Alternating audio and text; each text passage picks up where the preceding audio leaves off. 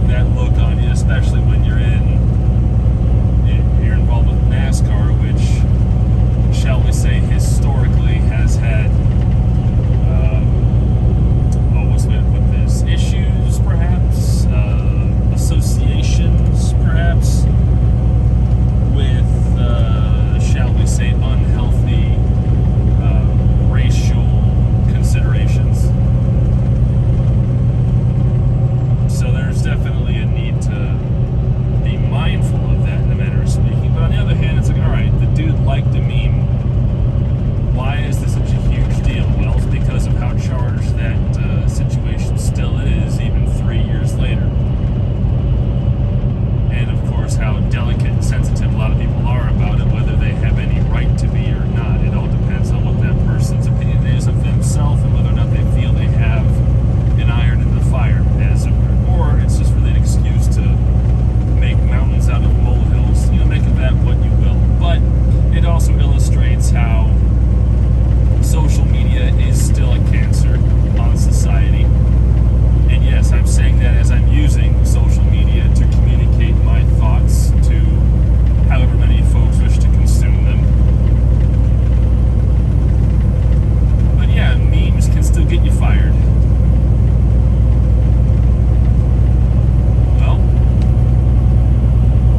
I've got a story about that from way back in the day. This is 8 years ago now this happened. I think maybe 7, was it 7 years ago? No, I think it was only 6 years ago. No, I think it was 7 years ago. That's right, I think it was about 7 years ago. Anyway, what happened is that I was working for a vendor for a car dealership, a chain of car dealerships, and my job was I took photos of the cars, the new and the used inventory, and they ended up getting posted to the website. I had a special software interface that I used to get those photos into the system so that people who were looking for cars could, browse the photos, see inside, outside, dash, the whole 9 yards. If you shop for a car on the internet, you've seen what I did, but done by somebody else. It's been 5 years since I've taken photos of any cars. It's kind of funny to think it's been that long, but it has been that long. It's been 5 years. Almost 5 years.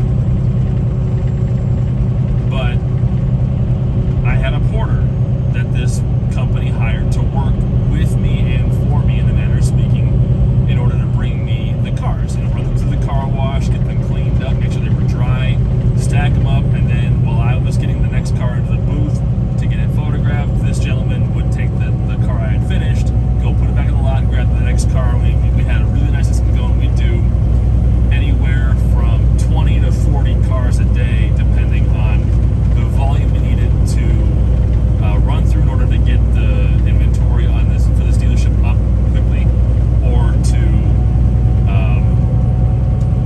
just however it worked out. We could work pretty good if we needed to. But what happened is that right after the Pulse nightclub shooting, I think that was 2016, 2017, somewhere in that time, I really don't remember exactly when, this fellow made the mistake of going on Facebook, and he posted, in connection with this dealership's webpage, somehow it came out, this guy was seen, he made it wasn't a terrible post, but it was in poor taste, and someone saw the association he had, and they went after the dealership with a comment, and the dealership was like, yeah, we can't have this thing, and they made it go away as fast as possible. The comment got